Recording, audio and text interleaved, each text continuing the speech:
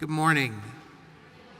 My name is Father Mark Horak. I'm pastor here at Holy Trinity Church, and welcome to all of you to this Faith is Service conversation, social justice conversation.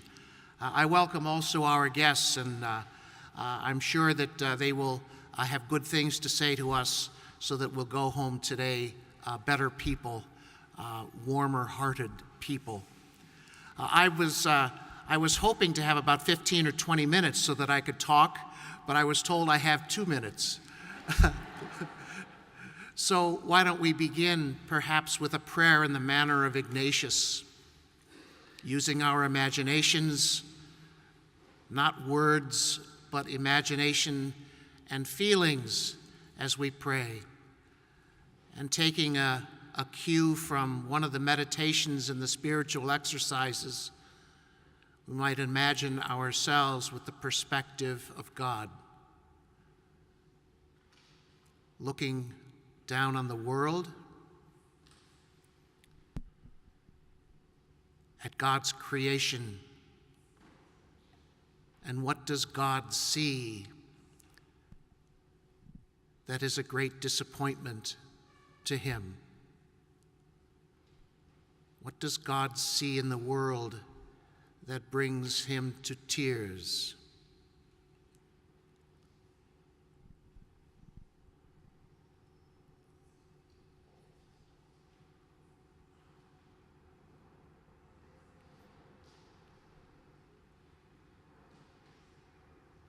And in turn, what does God see in the world that brings God joy and delight?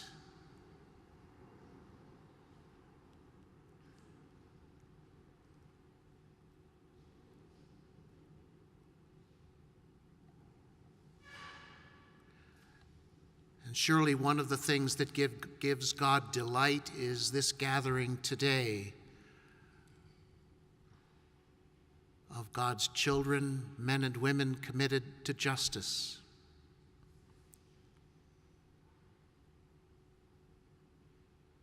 Persons through whom God is able to love the world. So we take consolation in the delight that God has in us and in our work.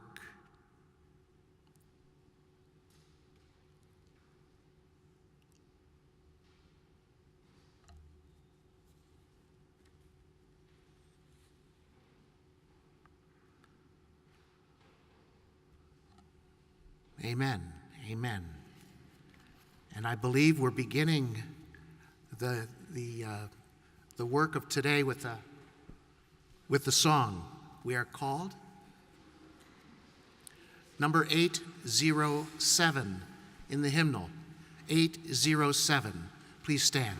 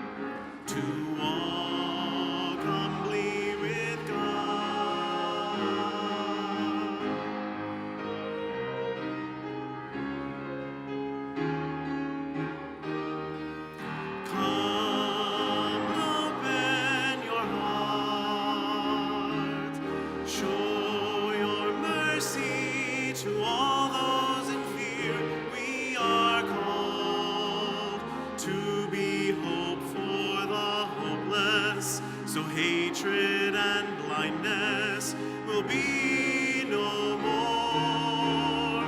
We are called to act with justice. We are called to love tenderly.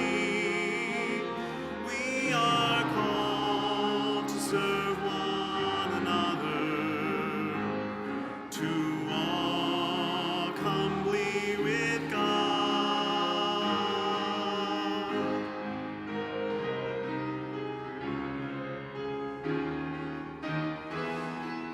Sing, sing a new song. Sing of that great day when all will be one. God will reign, and we'll walk with each other as sisters and brothers, united in love. We are called to act with justice. We are called to love tenderly. We are called to serve one another, to walk humbly with God.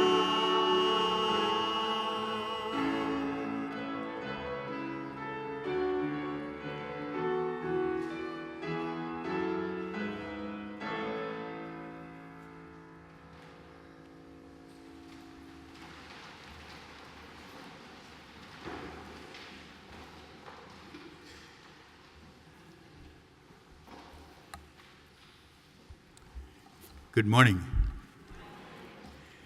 This is my kind of church. You know, there are a lot of folks who say we shouldn't be talking about justice in church. That's sociology, not religion. But obviously you don't believe that, and I don't believe that either.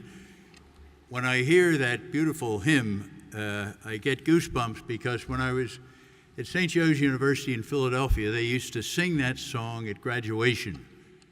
And when you got about 6,000 or 7,000 people singing that, you thought the roof was going to come off the building, and it just felt like people were going to charge out and do great things. Hopefully they have done. Many of them have. It's a great privilege to be with you this morning, especially the honor and privilege of introducing Jim McGovern, one of my real heroes. I'm supposed to say I've got 3 minutes to do three things, so it'll be very brief.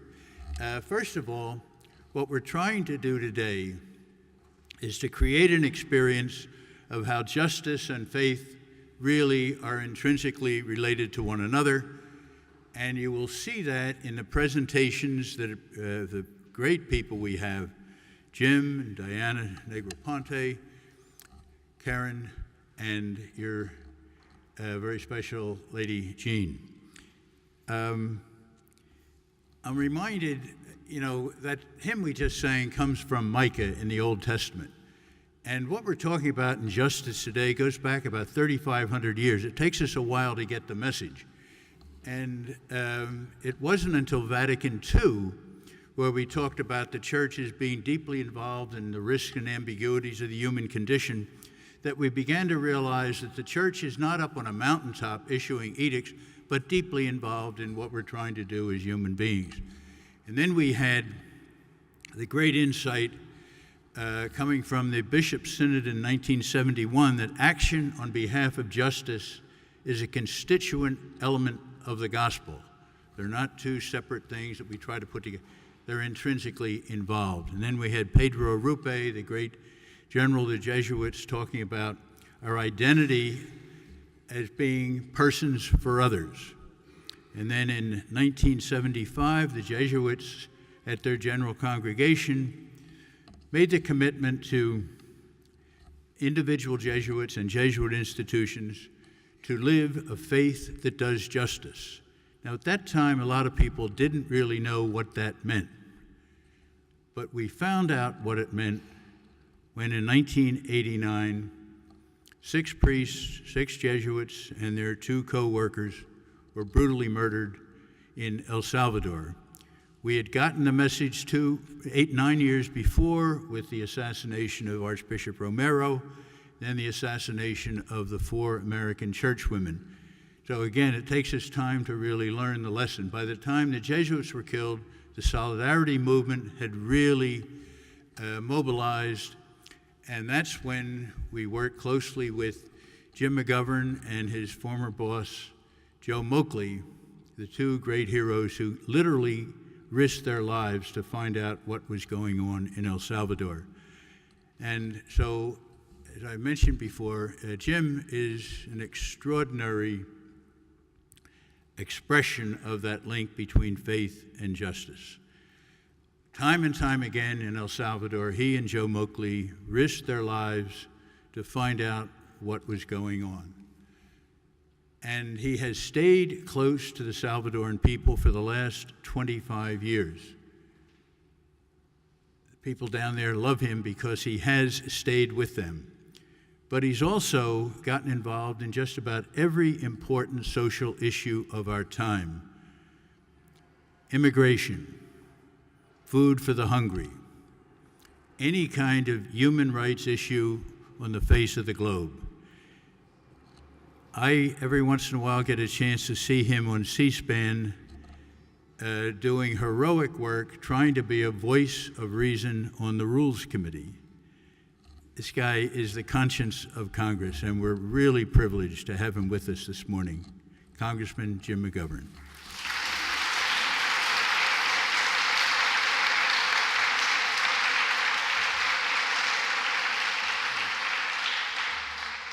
Well, first of all, let me thank Charlie for the very generous introduction. I can hardly wait to hear what I'm going to say after that build-up. But I could spend all my time talking about what an incredible friend and what an incredible leader Charlie Curry has been in the quest for justice in El Salvador and all around the world, and even in here in the United States. And I'm proud that he's my friend, and I always learn from him, and so I'm grateful to be here. And Father Mark, thank you for welcoming us here today, and I'm looking forward to hearing Diana Negroponte and Karen Clifton and Jean Johnson during the next session that we're going to have here. All very informed individuals about not only El Salvador, but about justice issues in general. And as I look in this audience, and I'm not going to start naming names, but quite frankly, there are people in this audience who are more qualified and more equipped to speak about the topics that we're dealing with here today than I am. And I've worked with many people in this audience over the years on a whole bunch of human rights issues, and so this is clearly a special place. So thank you very much. I've been asked to speak about my relationship with El Salvador, with the Jesuits, how they influenced me in terms of my life and what I think is important, and I really welcome the opportunity. My experience in El Salvador began way back in the early 80s. I was a young aide to the late Congressman Joe Moakley of South Boston.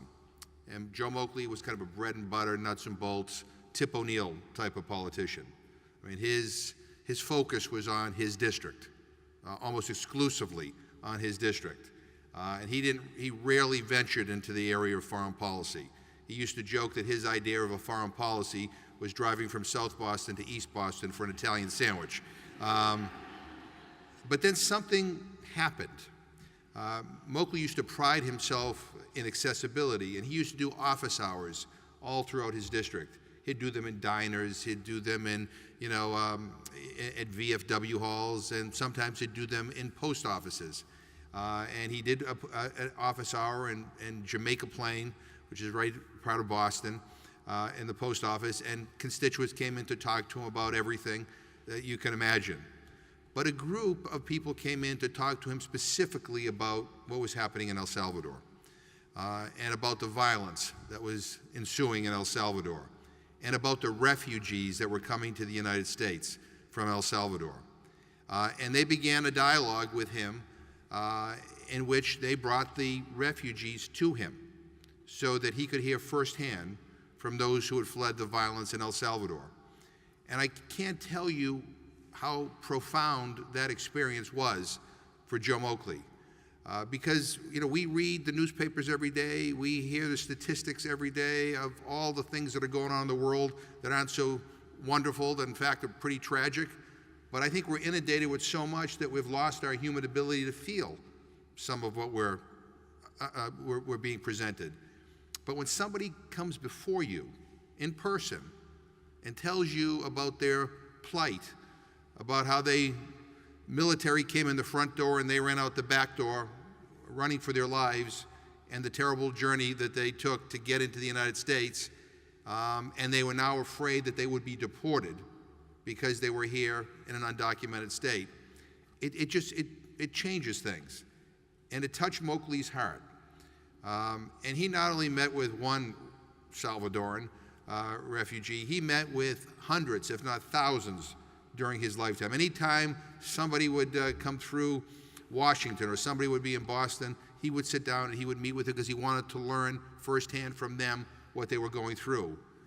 And so he called me up during one of these meetings and he said, look, I'm meeting with all these people who tell me that El Salvador is a violent place.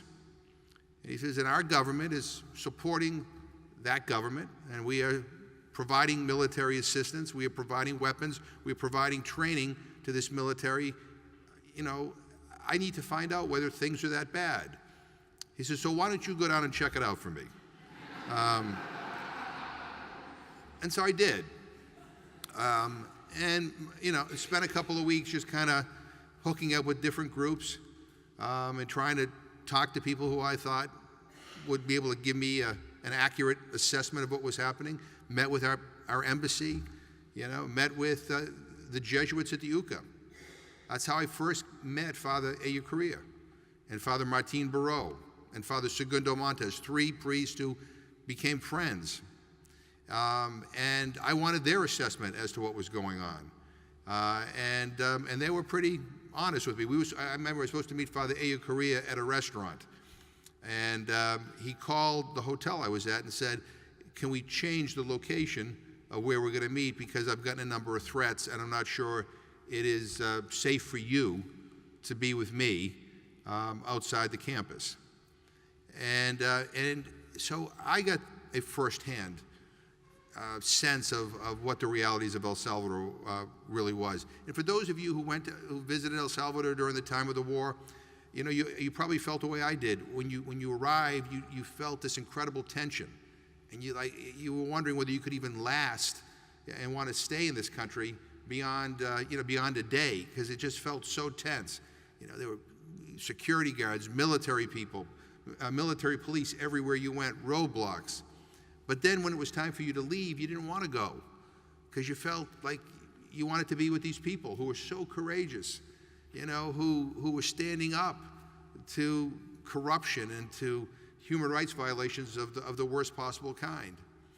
And as a result of those meetings initially, Joe Moakley became a champion of Salvadoran refugees. And we wrote and we passed a law called Temporary Protected Status, which halted the deportation of Salvadoran refugees. Now, it took us several years to actually make that into law, because the administrations at the time were very much against it. And some of our senators and members of Congress of both parties didn't want to admit any more refugees to this country, and refused to believe that things were as bad as people said they were in El Salvador. After all, how could a country be so bad if we were supporting it? I mean, that was kind of the standard response. But nonetheless, Moakley was the chairman of the Rules Committee, and being in that powerful position, he could advance or block legislation as he saw fit, and made it very clear there'd be no immigration bill if the Salvadorans weren't taken care of. And notwithstanding the fact that there was a nice provision in there for Irish immigrants, which he was, a lot of his Irish supporters reminded him, don't screw this up, because if you do, we'll never forget it. He held his ground. And so the Irish got taken care of, but so did the Salvadorans. And when it was all over with, he felt this great sense of pride. We did something good. We helped people that really needed to be helped, and I'm glad I undertook this effort. But now I'm done. And shortly after that, we found out that the 6 priests were murdered in El Salvador in 1989. at the University of Central America. And I get the call like about 4 o'clock in the morning from a young woman actually here in Washington, D.C., who worked for a refugee, Central American refugee organization, who called me and woke me out of bed and said they killed them all. And I didn't at first know what she was talking about, but after she repeated it the third time, I figured it out. She says they killed all the Jesuits. They killed them all. And I turned the news on, and there it was. 6 Jesuit priests were murdered, execution style, in November 16th, 1989, at the University of Central America in San Salvador. Their housekeeper and her young daughter were murdered as well. And we had a Democratic caucus meeting that morning. Congress was still in session, and people were asking then Speaker Tom Foley, how could this be? We were all told things were under control. How could this be? And so it was agreed that a special task force would be put together, appointed by the Speaker to investigate these murders. And they asked Joe Moakley to be the head of it. And he was a little bit puzzled why they picked him, because he wasn't on the Foreign Affairs Committee. He wasn't a foreign policy expert. He did do a lot of work with refugees from El Salvador and knew a little bit about the country, but had never personally traveled there himself. Didn't speak Spanish, had no understanding of how to do an investigation. But the Speaker of the House said, I want to pick you because you don't seem to have an ideological axe to grind. Everybody likes you. You know how to get along and build consensus, so you're the right guy to do this. And so they appointed Joe Moakley to head up this task force. And so I was his staff person, and first thing he said is, go down and check this thing out. So I went, and I remember visiting the campus, where things were pretty much as they were the night the priests were killed. I mean, there were bloodstains everywhere. And I don't think the tragedy or the horrible nature of this crime really sunk in until I actually stood, on the bloody grass where these priests had been executed. And I then realized that, I knew 3 of these priests and probably met the other 3. And just how awful that these 6 men, 6 holy men, 6 men who advocated for peace, for dialogue, who stood with the poor, who, were just such reasonable and rational voices, how this could happen. And, in El Salvador, priests were kind of like congressmen in some respects. And the fact that what these Jesuits said at the university would oftentimes be on the radio, live. It would be published, in weekly bulletins that went out to people all across the country. And so these were priests who were well known, not just on the university, but throughout the country. They were incredible thinkers. And I began to start putting the pieces together to try to figure out who did this, because that was our task, and what we should do about it. And I learned, I had a real tough time understanding how could anybody kill these priests. And I remember I was told over and over and over and over again that they were killed because they were committed to the poor. And there's this great kind of line that Archbishop Romero, who himself was assassinated, used to say. He says, one who is committed to the poor must encounter the same fate as the poor. And in El Salvador, we already know what the fate of the poor means: to disappear, be tortured and abducted, and bodies showing up. And that's why these priests were killed. It was because of their commitment to justice. It wasn't anything else. And we all kind of take for granted sometimes that being committed to justice, well, that's a no-brainer. We're all committed to justice. But the bottom line is being committed to justice sometimes makes the very comfortable feel uncomfortable. And that's what was happening in El Salvador. You had people of great wealth, of great influence, of great power, who were being taken care of just fine.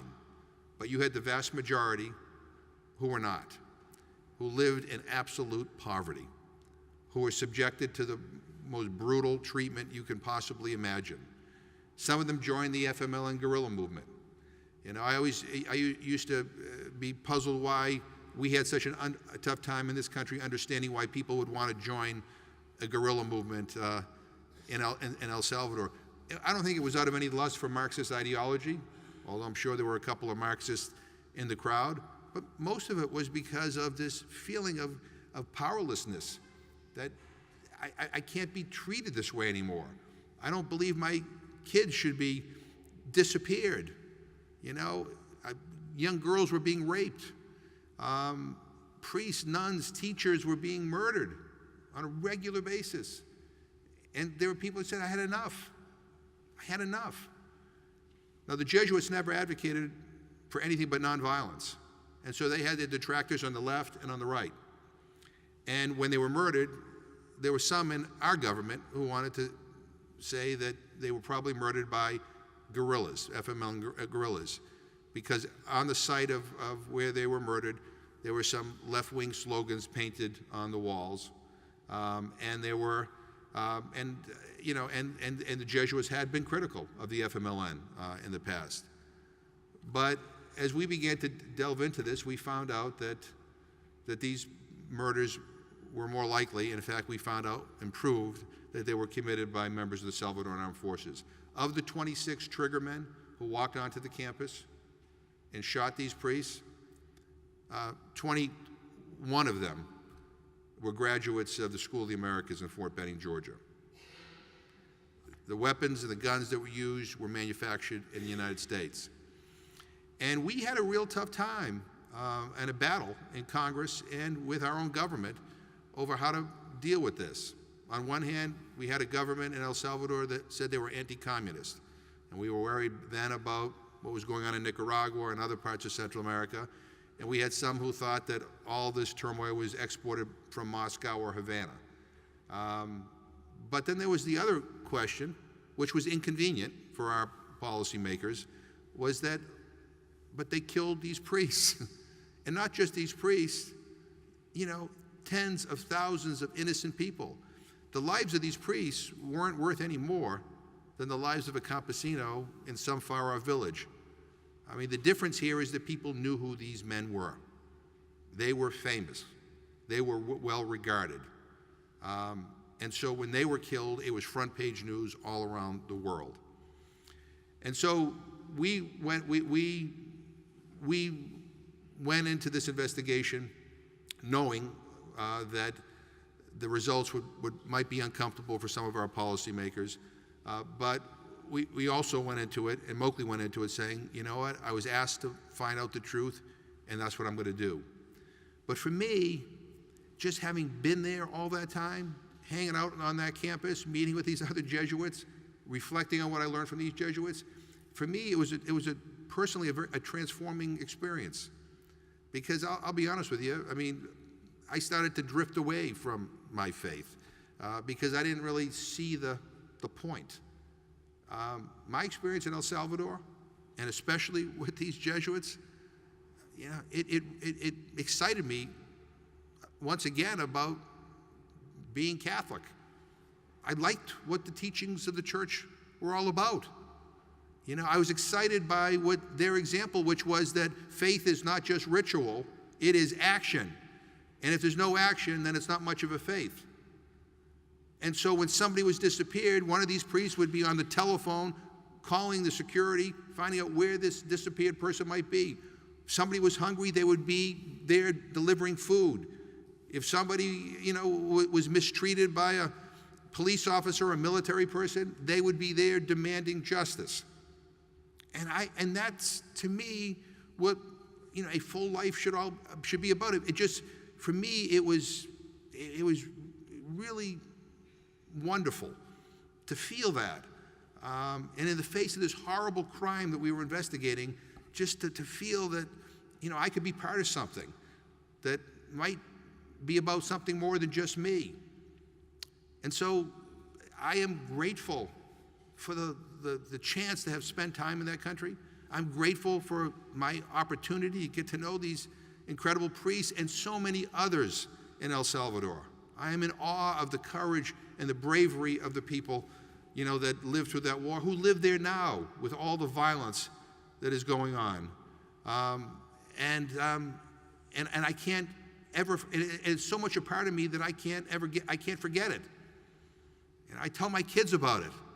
Charlie Curry and I are going back down there for the 25th anniversary because we don't want to forget, and we don't want anyone else to forget. And we want generations in El Salvador to, now and in the future to understand how important these priests were and how important their mission was. And for me, I want my faith to be every bit as committed to the poor as it is as the church was in El Salvador. I mean, that's, to me, the essence of what we should be about. That's what social justice is. It is about being committed to the poor. It used to be blessed are the poor, but now it's like blessed are the poor, but maybe they don't have to be poor.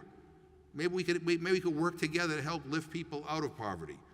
And whether that's in El Salvador or here, that's what we should be committed to. For me, that experience in El Salvador informed the way I was as a candidate for Congress and what I do as a member of Congress.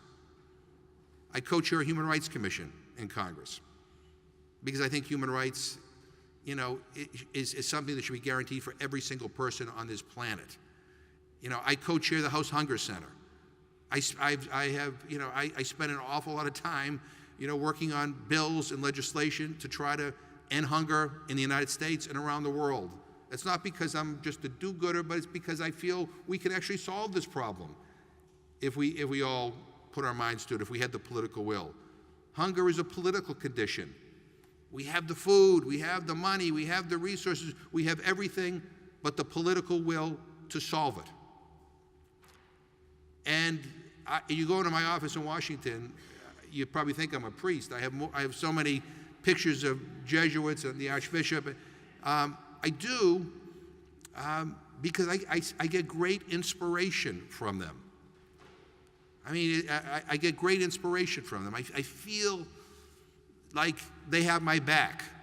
I feel like, when I get depressed, that, when I don't think things are going very well, I think of them. They talked about justice and peace when it wasn't very fashionable to do so. And so I think about them all the time. I went down to the border of the Texas-Mexico border to meet with some of these children in July who are coming up from Central America. And here's the tragedy. Things are still pretty bad. The violence is still pretty bad. These kids are coming here for a reason. And it's more than just that they want to live in the United States. They're coming, many of them fleeing for their lives. And it's been really disheartening to me to see the reaction by so many in our country, not just in our government, but in other places as well. The lack of empathy, the lack of sympathy for these kids who are fleeing for their lives. We have an obligation to take care of them. There are 50 million refugees in the world, and we ask every other country around the world to take these refugees. All the countries around Syria and Iraq, we're all asking them to, you got to take these refugees. 50,000 kids show up at our border, and we have a breakdown. 50,000 children. And some of these kids were so young that the Border Patrol were pooling their resources to buy diapers for them. We ought to be able to take care of them. Let me just close. We were asked to bring an object that meant something to us. And the object that I brought with me is a framed, it's a mass card. It is the first anniversary commemoration of the Jesuit martyrs in El Salvador, November 13th through 16th, 1990, with all the names of the priests and their housekeeper and her daughter. I have this hanging in my office. I don't think there's a day that goes by I don't look at it. And I remember that because Joe Moakley spoke at the University of Central America and basically chewed out the Salvadoran military in a very public way that day, and it kind of changed the debate. And I would just say this, the ultimate kind of accomplishment of the Moakley Commission was that I think we found the truth. The High Command of the Salvadoran Armed Forces killed these priests. Congress cut military aid to the Salvadoran government for the first time, which I think was a signal to the government that the party was over and they had to come back and negotiate a peace with the FMLN, which they did. But then when it was all over with, we as a country kind of walked away.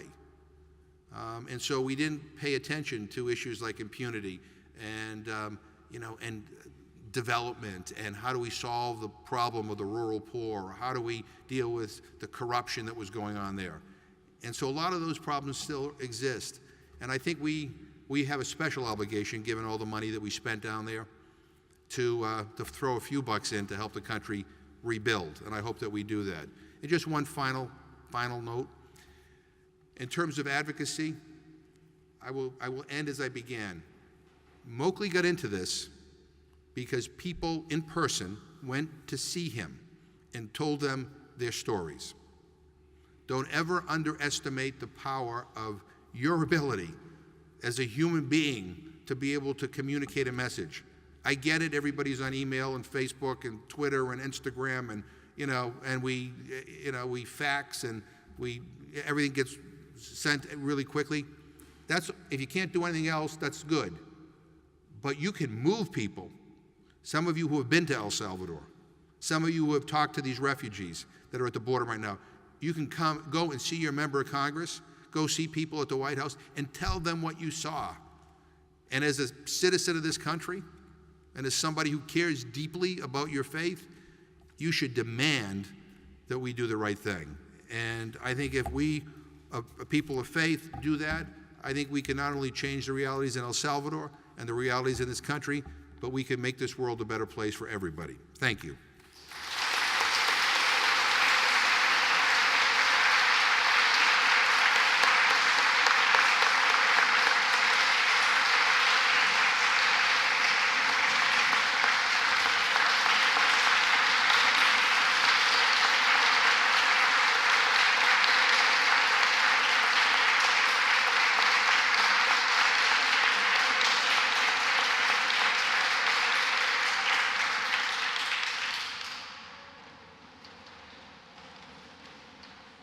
Together, let's pray the prayer of St. Ignatius at number 650 in your hymnal.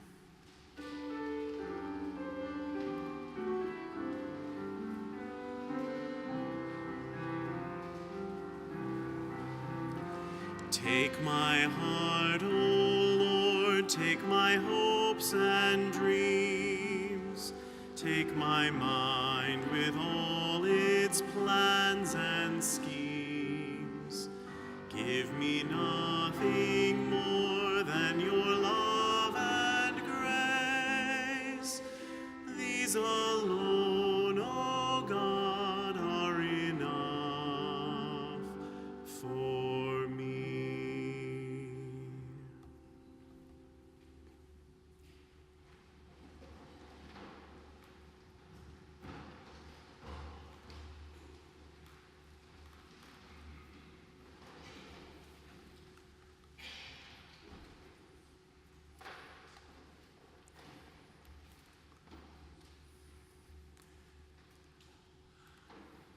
I meant to mention at the beginning, my first introduction to linking faith and justice was by none other than your former pastor, Father Tom Gavigan, who was my novice master.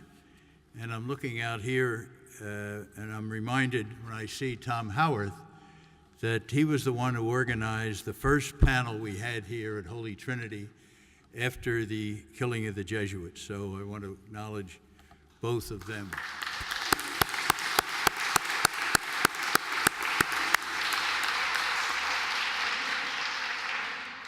We are really exceptionally blessed to have this panel. What we're trying to do is to show the linkage between faith and justice in three different areas. Advocacy, we just heard the eloquent testimony of Jim McGovern. We're going to hear another very important example of how to make that linkage in the kind of analytical work that Diana Negroponte does in her work at the Brookings Institution and the Wilson Center. And that is so very important. We have to analyze what's happening with these different situations. So we have her great experience to help us do that. And then we're going to have Jean talk about her experience with your own great work at the Maria Madre de los Pobres. I had the privilege of visiting there with Tom shortly after the big hurricane down there, and an extraordinary work that you've been doing for 25 years. And then Karen is very importantly going to show us how all of this needs a spiritual dimension to keep it going. I'm reminded of Dan Berrigan saying the only way he's been able to stay with his pursuit of justice over all these years is because of his faith in the incarnation and the resurrection. When so many other folks, they got all excited, but after a while they lost interest because it's very tough work. So what we're going to do, we're going to have the panelists talk to us for about 10 minutes, and then there's going to be time for some questions, and then we're going to have breakout sessions where you'll get a chance to choose one of those three areas: advocacy, service, spirituality. And there are cards, I think, that you have to write questions. So as you're listening to these presentations, write down a question that you might want to ask, and we'll do that after the presentation. So first, it's a privilege to introduce Diana Negroponte to talk to us about what is actually happening in Central America, El Salvador, Mexico today, which is the background for whatever pursuit of justice we engage in. Diana.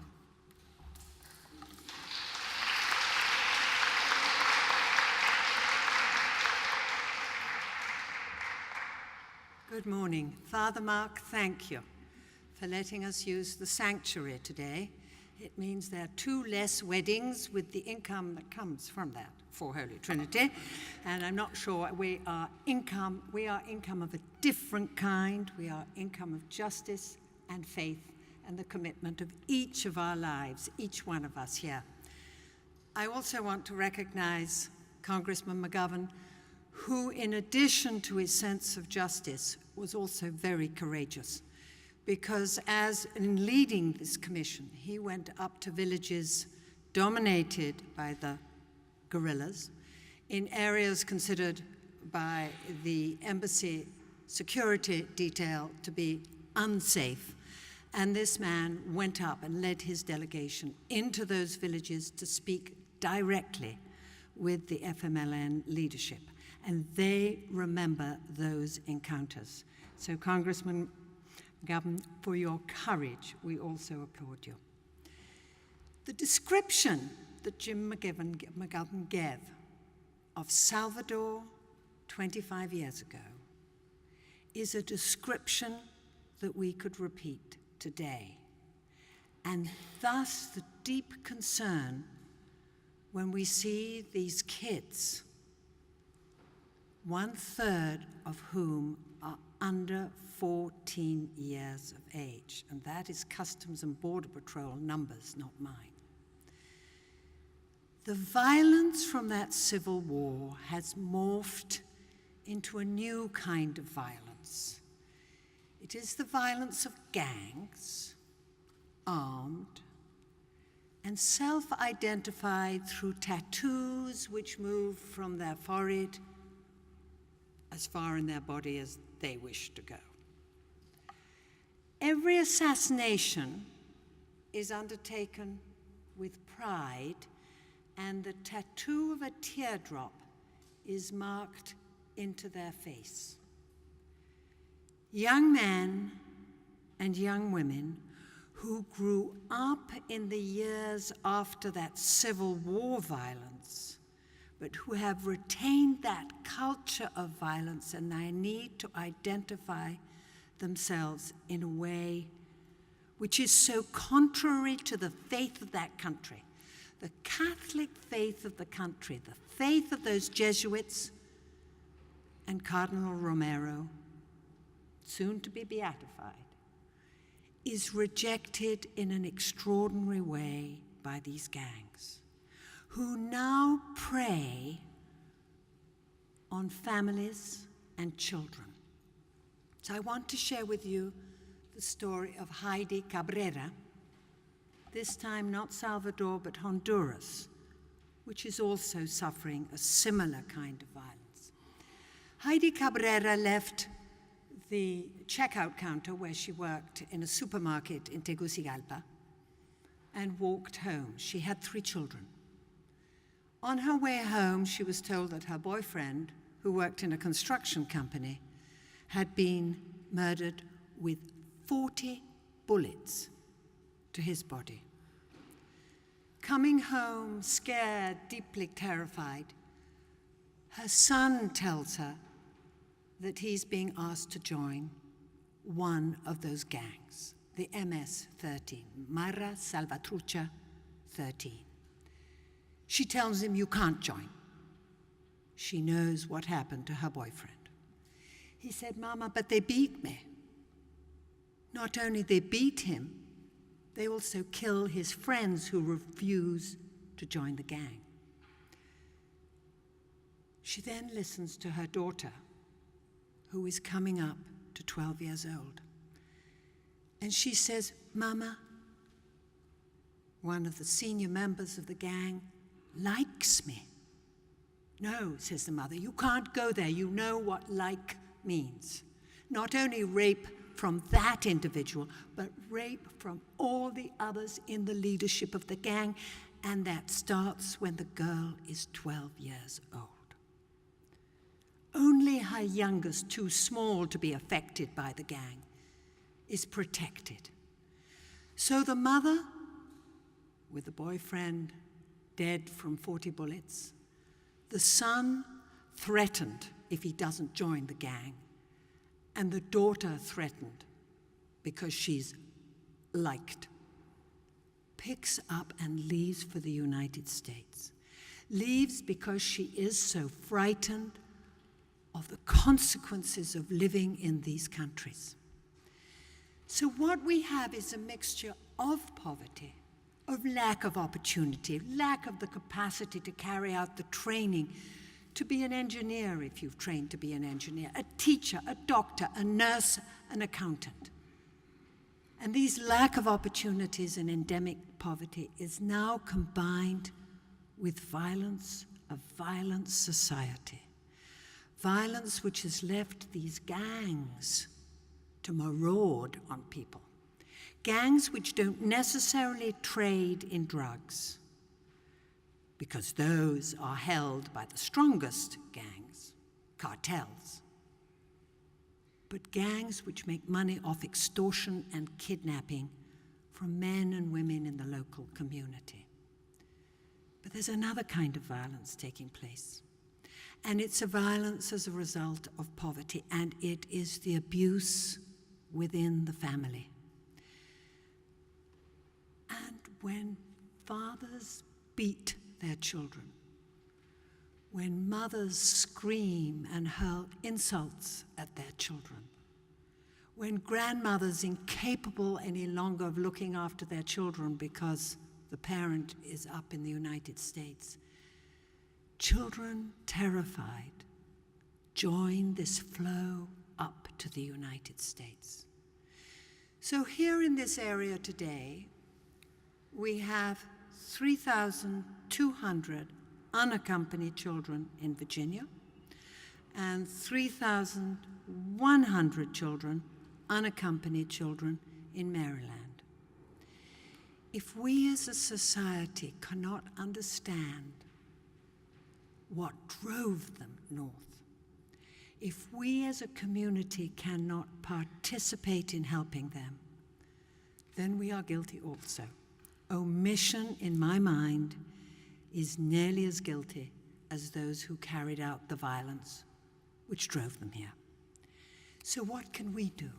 Karen is going to engage on that subject because there's so much that we, as a privileged community of Jesuits, of Catholics, can help those children, their mothers, and the people of Central America.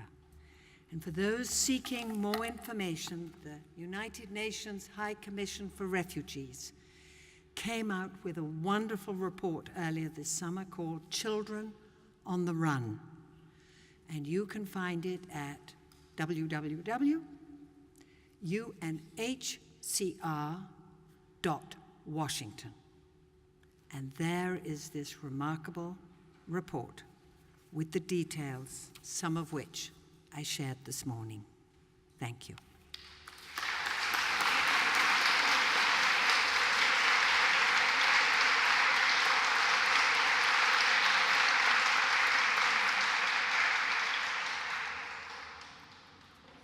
Thank you, Diana, for that very moving presentation. I'd like now to introduce Karen Clifton, who really needs no introduction in this group. But Karen is going to talk to us about the link between spirituality and the pursuit of justice.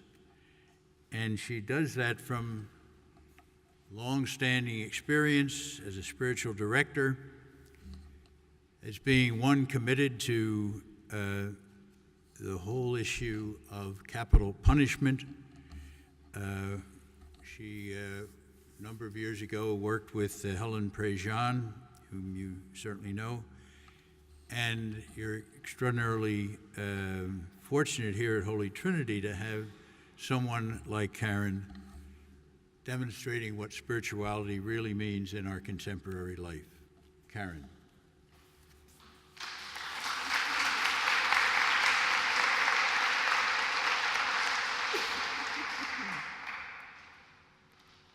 We're going to switch from these powerful stories into the fact that I am so grateful to be a member of Holy Trinity Parish, that we're fortunate to have a parish that strives to be socially informed and active, yet grounded in Ignatian spirituality. It's also an honor to speak to such a mega choir of doers out here. And it is that are grounded in our faith and our prayer as we do our ministry and advocacy. I feel that God has given me this opportunity to speak to you because it's a reminder when I daily bump God out of the driver's seat and I take on the I know where we need to go, or I can definitely get there faster routine, that I'm reminded that my route is a bumpy one. So time and time I can't get into my head that God has a plan and we need to let God do the driving. So here I am as an example of patience and the persistence of God. And Pope Francis's words give me consolation with the reminder that let us remember that God always waits for us even when we have left him behind. So with the many gifts and talents in this room, it's a privilege to be among you that are working to change the world, our city, and hopefully our culture. But it's imperative that we all take the time for regular inventory. Are we using our gifts wisely? Are we doing what God wants? Are we listening and discerning and praying regularly to hear God's voice? You are all asked to do many things because you're talented people and you're gifted. But with talented people, you go to them and you're asked because you're talented people, and it's just give you one more good thing to do.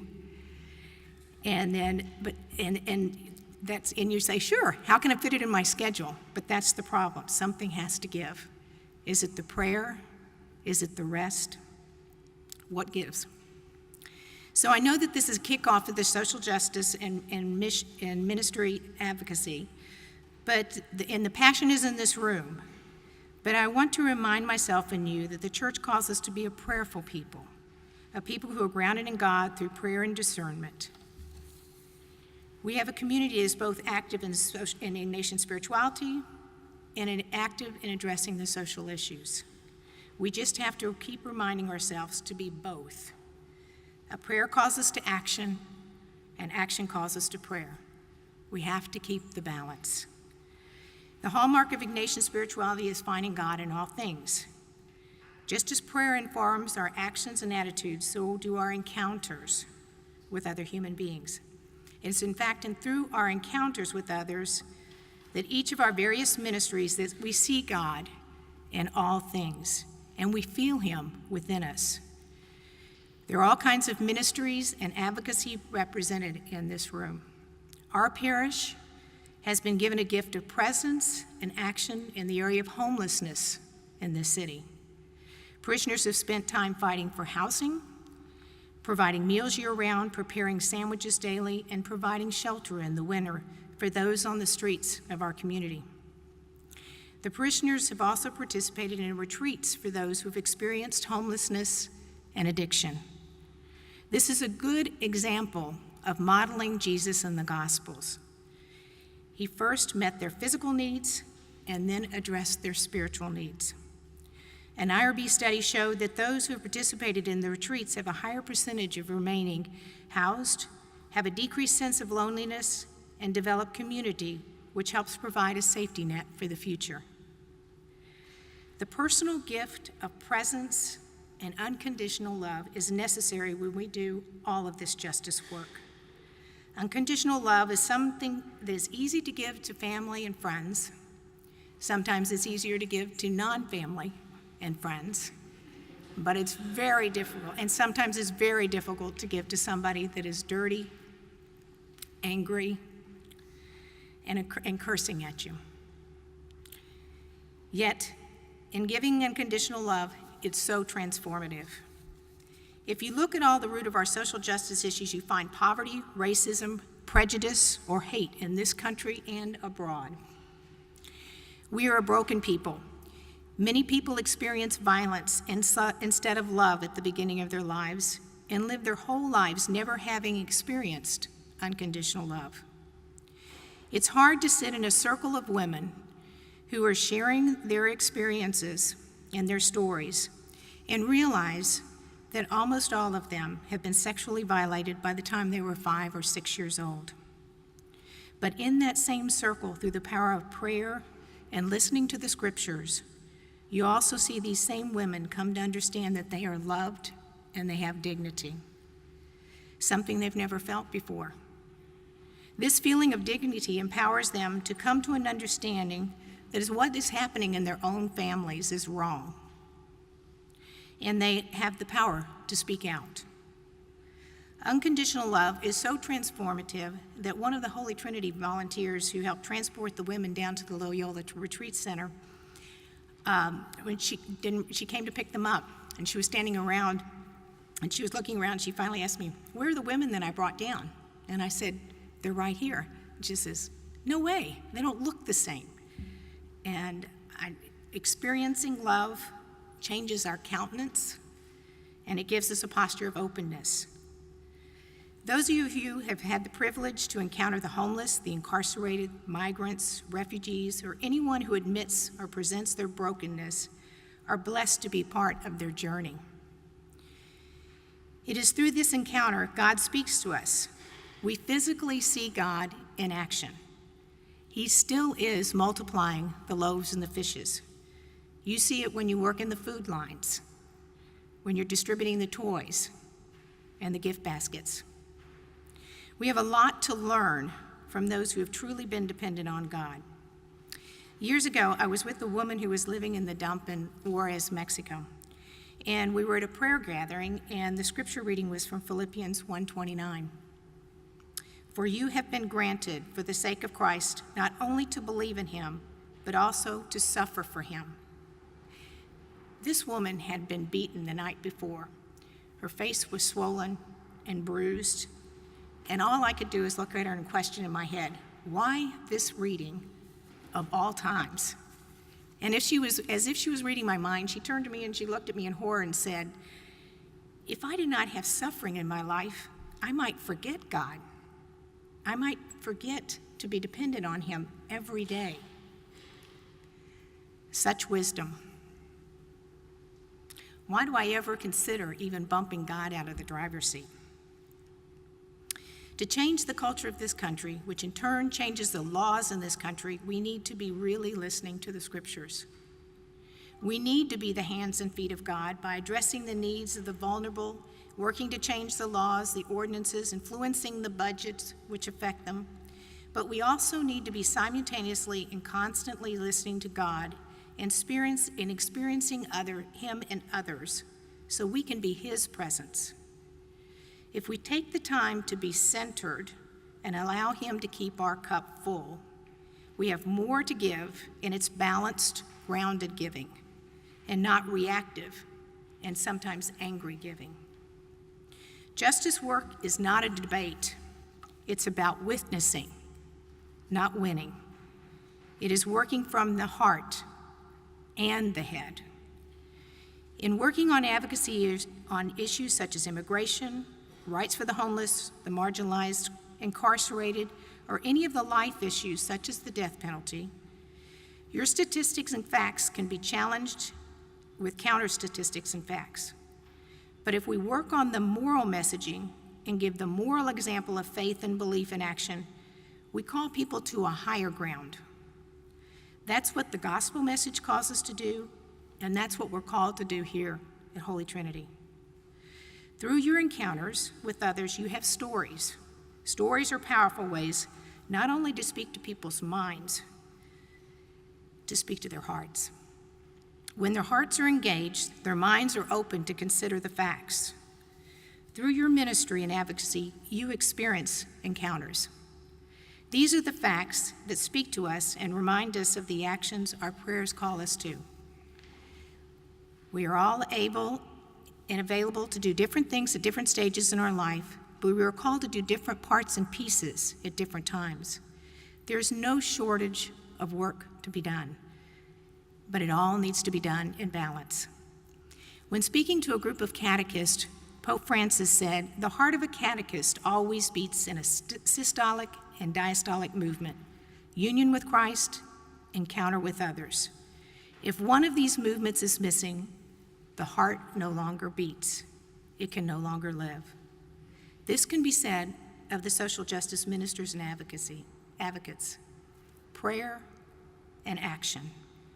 And if you had a Jesuit twist to this, which I'm sure Pope Francis, I'm already making him a saint, St. Francis wouldn't mind, is encounter, reflection, and prayer, which leads us back to the encounter. Thank you for listening to God's call, all of you. He loves us all, and He wants us to take care of ourselves, and He needs His people. He needs all of you who are working in the field. But He also needs us to allow Him to drive the car, set the route, and be dependent on Him. We were asked to bring an item, and I just want to call this an example. What I brought was the shawls. There's women among you, and I know people here, we have a ministry that they gather once a week, and they prayerfully pray over the yarn before they start. Then they pray weekly as they knit shawls for the women that go on retreat. So we have our winter version and our summer version of the short. But it's a beautiful thing because when the women arrive, we give them, it's the exercises, it's a welcoming, it's the hospitality, showing how much they're loved. And then we go through a ritual piece at the end of the first evening. And we give them a shawl and talk about how they've been prayed for months. Before they even considered coming on a retreat, they may have been on the streets. That God was with them and they were being prayed for. And then I put them around them and we give them a blessing. And then we talk about when this is all over, all this prayer has been continuing, there's people praying for them at this time. When life starts pushing in on them, from them to wrap this shawl around themselves, to go in and to pray, and to know that they are being prayed for by many people, and that God is wrapping His arms around them. Thank you.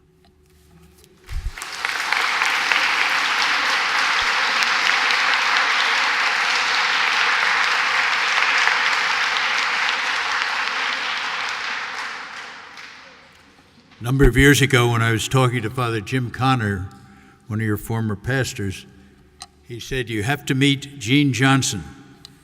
Jean at the time was with the National Science Foundation, and that meant something to me as a chemist. But Jean started out with the Peace Corps in Colombia. Then she got her PhD at Stanford. And most importantly, for the last 8 years, she's been coordinating your great work with the sister parish for Holy Trinity, Maria Madre de los Pobres. And that's what she's going to be talking to you about this morning. Jean.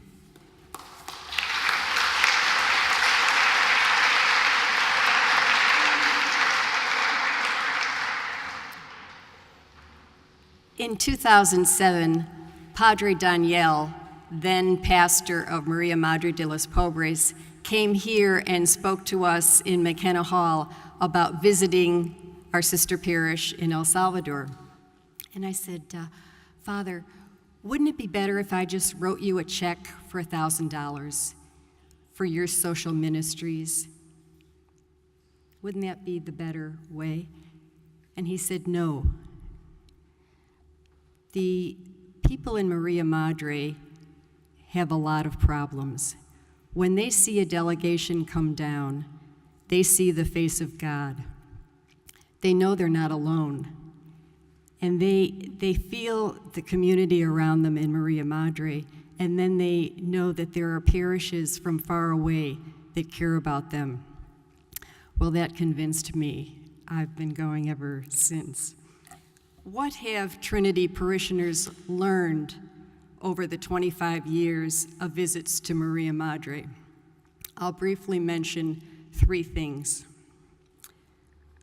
We've learned to accompany the poor. Secondly, we've experienced sweet communion with God in our encounters there. And 3, we've learned up close liberation theology practiced in a base Christian community. First, we've become friends with members of Maria Madre, sharing their burden. In 1989, our accompaniment meant supporting their hopes for an end of the Civil War and helping them provide emergency social services for those who were flooding into the capital to escape the violence in the rural areas. Maria Madre parishioners had established a daycare center, and initial Trinity delegations convinced our parish council that Trinity be a sister parish with Maria Madre and support the education of these children. Trinity has continued this accompaniment for 25 years and has developed deep friendships with parishioners at Maria Madre. They inspire me when I see their commitment to the education of the children in this area, not only teaching the national curriculum, but believing that they can form new leaders for a culture of peace in La Chacra. Well, that sets the bar. You want to similarly think about what could we do in DC in educating poor children or providing homes or support for them. Secondly, we've experienced grace moments in this accompaniment. I was talking to Tom Howarth last week about the time he was to go up north to Chalatenango with a letter from the bishop to the military to allow safe passage for the people coming down from the hills to the urban areas. It was 1991, and there was a decommissioning of the FMLN, the rebel fighters. But there was great uncertainty on how dangerous it would be. So Tom was in San Salvador the night before, no sleep, thinking about the uncertainties and praying for the courage to go up with this mission. The response he got from the prayer was this insight and conviction. If I go, people will be comforted. If I don't show up, they'll be disappointed. And with that simple clarity, he received the sweet consolation of God to fall asleep and take the journey the next morning. There have been many grace moments for Trinity parishioners at Maria Madre or in El Salvador. They've been a taste of the kingdom for us. Whatever small gesture we make to provide consolation, whether it was during the war or now in the current gang violence, it lets us be part of the coming of the reign of God. Third, our sister parish relationship has let us see liberation theology up close. In my first visit to Maria Madre in 2007, I walked into a room filled with hundreds of Maria Madre parishioners listening to the report from the Advocacy Conference of Latin American Bishops. It had been, the concluding document was written by Cardinal Bergoglio, and it called the church to renew its preferential option for the poor and its concern for the social and economic well-being of all people. It was a renewal of liberation theology. Pope Benedict XVI, speaking at Aparecida, said that the preferential option for the poor is implicit in our faith in Jesus Christ. The methods of liberation theology are to see, to judge, and to act.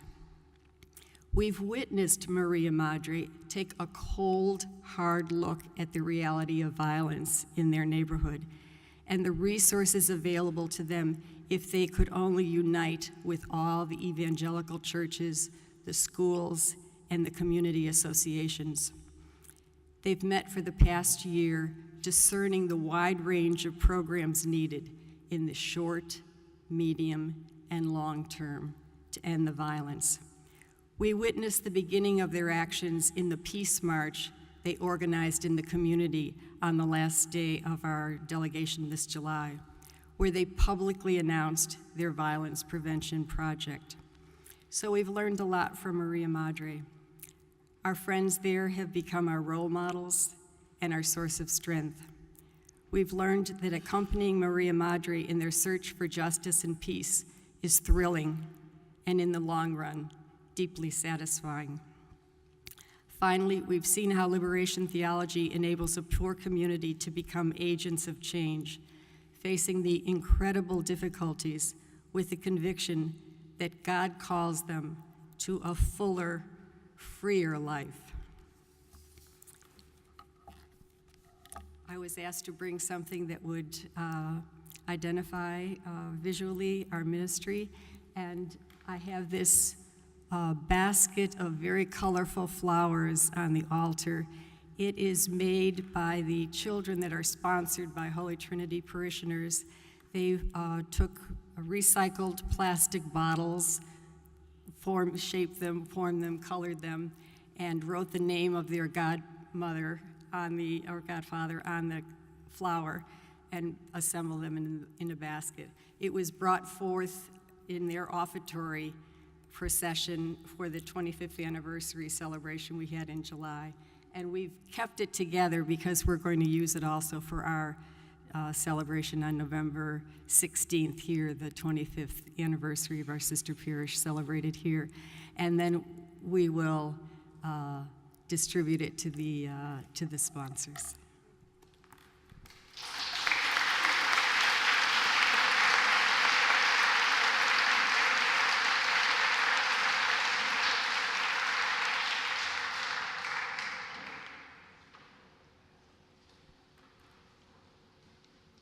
We've had a privileged experience of linking faith and justice with these poor, extraordinary people.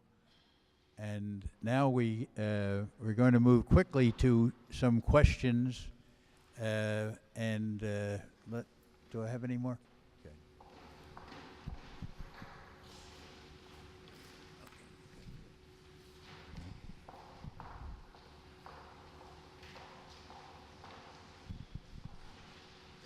Sometimes when you get these cards, you wonder whether somebody's censoring what they actually say. We won't do that. Yeah. All right. Here's the first one. Is there any way to change the asylum law to include a category?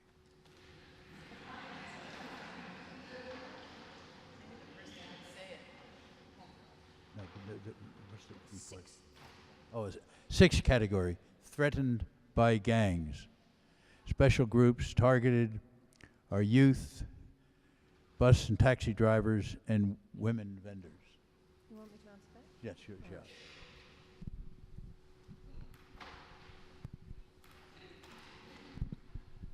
I'm reluctant to change the classifications because you open up a Pandora's box and we could have some very restrictive language introduced. The language is sufficiently broad that a smart lawyer can make the case for most forms of abuse and threats of abuse and fear of persecution. So I would prefer us to stay with the categories that exist, to stay with the United Nations Treaty, which the United States has signed. Good. Thank you, Diana. I think this is addressed to Congressman McGovern. Can you draw parallels between what happened back then in El Salvador and what has been happening in Colombia today?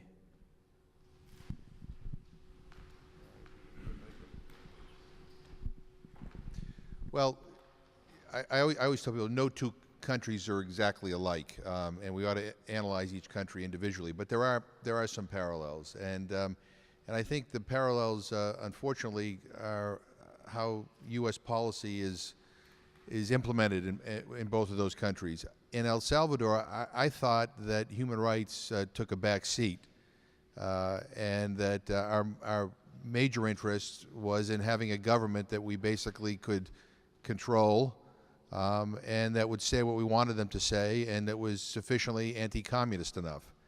And so I think we turned a blind eye to an awful lot of atrocities. And I thought that, and I think as history moves, you know, as history kind of, we look back on our history, I think that our U.S. policy toward El Salvador, I don't think was, in my opinion, the proudest moment of our history. I think it was pretty shameful in many respects, and I saw that firsthand, you know, on many occasions. And I'll just tell you one thing. I remember we had a meeting one time with the Salvadoran colonel who was involved in a lot of bad things. You know, to get to the truth, you have to meet with some people who aren't so good. And I think one of the most depressing moments that I've ever experienced in El Salvador was when that Salvadoran colonel asked me, a congressional aide, why was I so upset that the Jesuits were killed? You guys didn't like them either, meaning our government. And so I think there was, I think that, you know, we had this kind of black and white policy, and people who questioned the policy oftentimes got lumped in with the most extreme elements of the opposition. And in Colombia, you know, I think, you know, we went all in behind the Colombian government, endorsed this thing called Plan Colombia, where we invested a great deal in Colombia's military, and we have learned that the military wasn't so good. That not too long ago we found out that the Colombian military were involved in what we call false positives, where they were being rewarded for every guerrilla that they were able to kill, and when they couldn't find guerrillas, they went into poor neighborhoods, and they dragged out poor young kids, murdered them, dressed them in the type of uniform that a FARC guerrilla would have, and they collected the reward for doing that. And you know, and I think we tolerated that too long. I think in both places, ultimately, the solution to their problems was not a military one; it was a political one. It was an economic one. I mean, a lot of the guerrillas in El Salvador, again, it wasn't an ideology. It was they wanted justice. They wanted to have a life, a safe life. And the same thing with a lot of the people in Colombia who were sympathetic to the guerrillas. I think the FARC I'm not here advocating for the FARC. I think they're guilty of terrible human rights violations. But the fact is that our policies need to be more complex. And I think that the fact that we were willing to sacrifice human rights in both countries ended up prolonging the violence and I think diminishing our own standing in the region.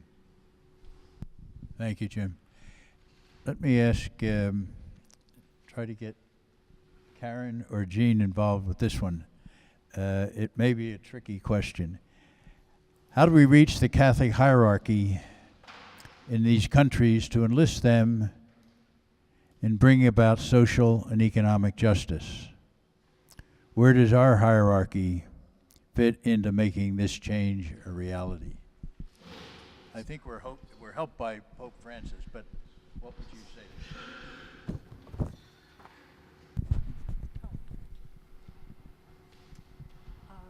Well, actually,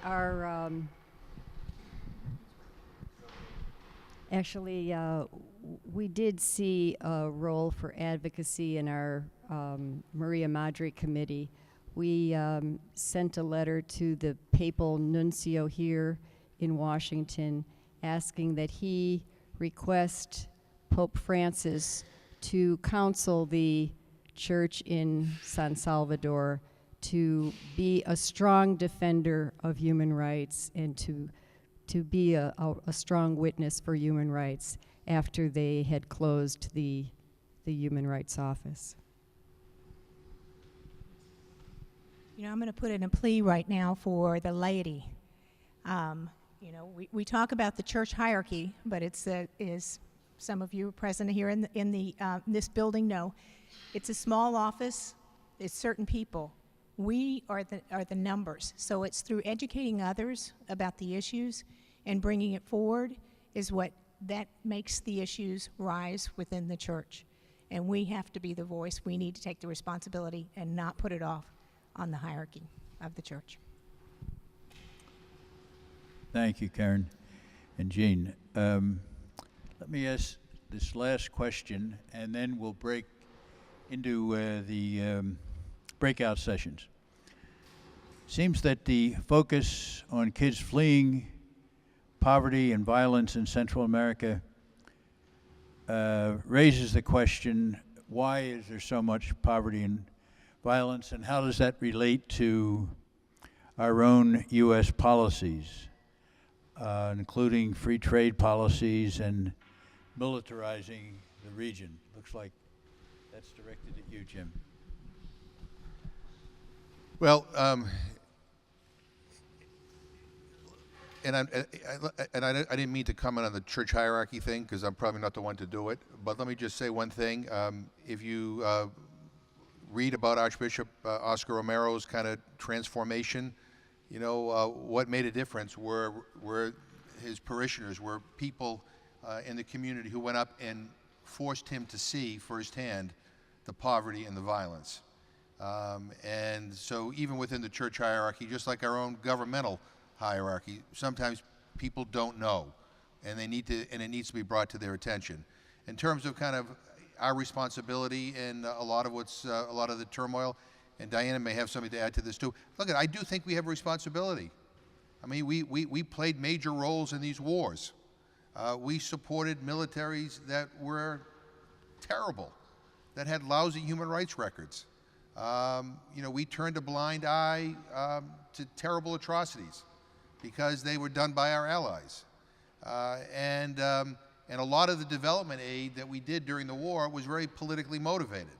It was directed in areas that, quite frankly, were more sympathetic to our point of view than not, when in fact, where that investment should have gone to was the poorest of the neighborhoods. I don't think our foreign aid package to Latin America is sufficient. I think still too much of it focuses on the drug war, you know, on supporting militaries, on supporting security forces. I want to be as safe as anybody else. And I want to be able to go after drug cartels, and I want to make sure that no bad guys come into the United States. But here's one thing I've learned through all my years of doing this, is that parents are alike no matter where they live.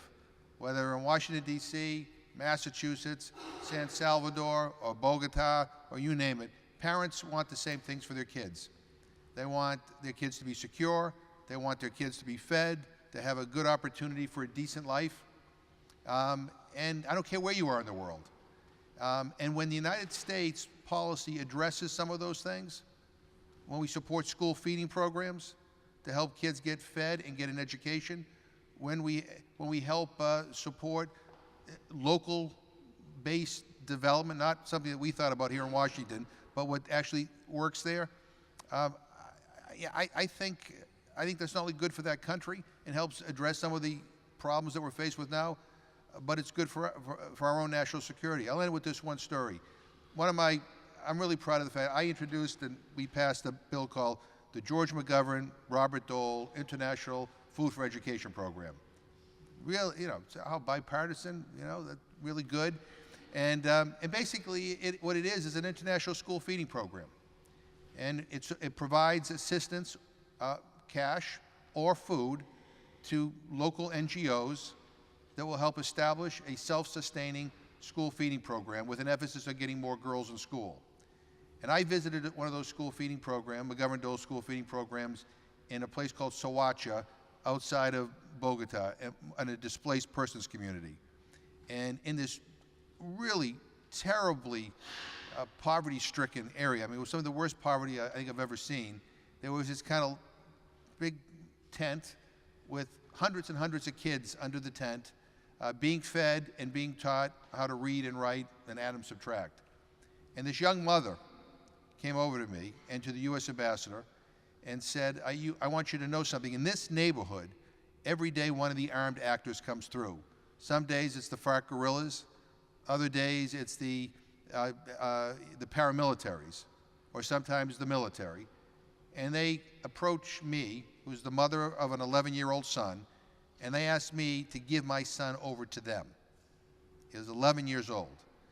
And what they say to me is if I give them my son, and he becomes part of the armed groups here, that he'll be fed every day, which is something I cannot guarantee him.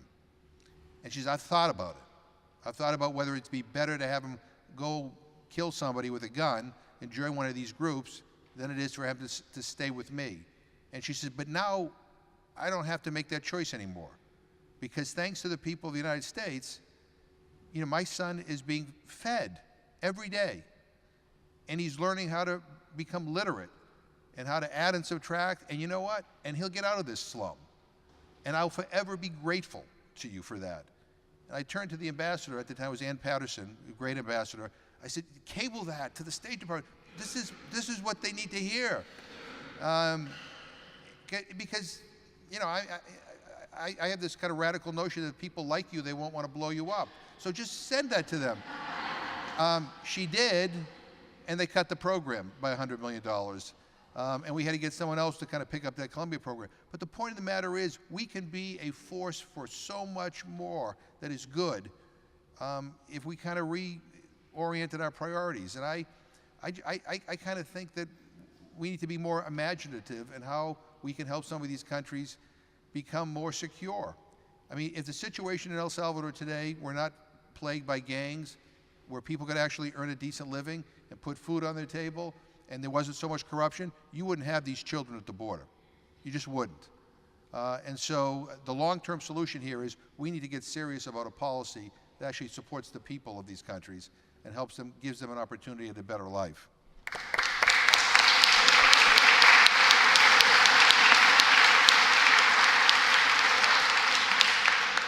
We started the day asking the question, how do we link our faith with the pursuit of justice? You've heard four very eloquent folks suggesting how we might do that, and I think we're all challenged to go forward now and really do that in our own way.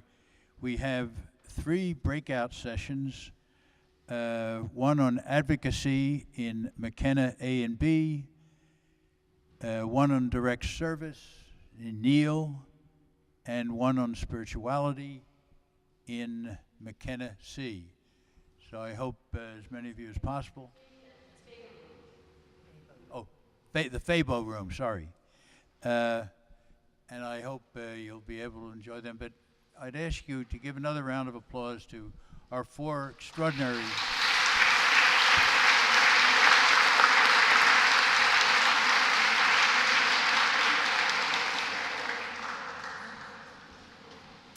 Before our breakout sessions, I'd ask you to turn in your hymnal to number 766.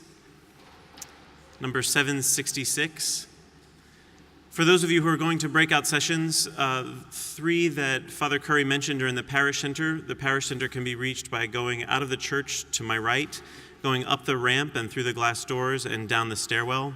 The Faber room is in the building adjacent to the church, again on my right. So let's please stand and join in singing number 766.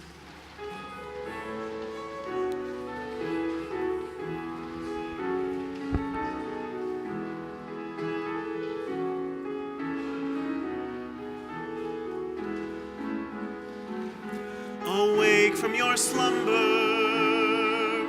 arise from your sleep. A new day is dawning for all those who weep. The people in darkness have seen a great light. The Lord of our longing has conquered the night. Let us build the city of God. May our tears be turned into dancing. For the Lord, our light and our love, has turned the night into day.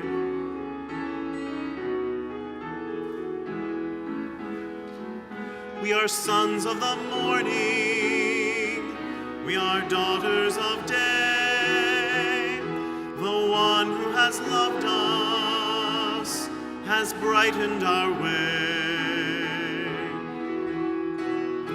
The Lord of all kindness has called us to be a light for his people to set their hearts free. Let us build the city of God. May our tears be turned into dancing. For the Lord, our light and our love, has turned the night into day.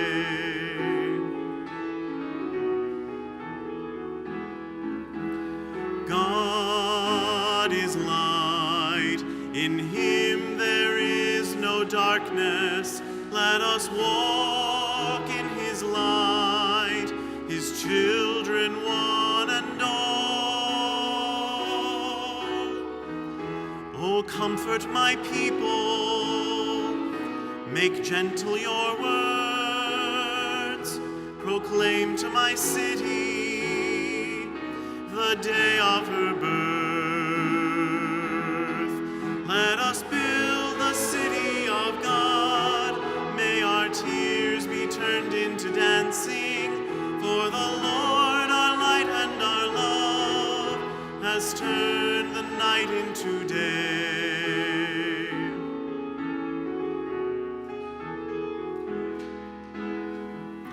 O city of gladness, now lift up your voice, proclaim the good tidings, that all may rejoice.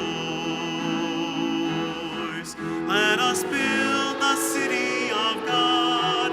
May our tears be turned into dancing. For the Lord, our light and our love, has turned the night into day.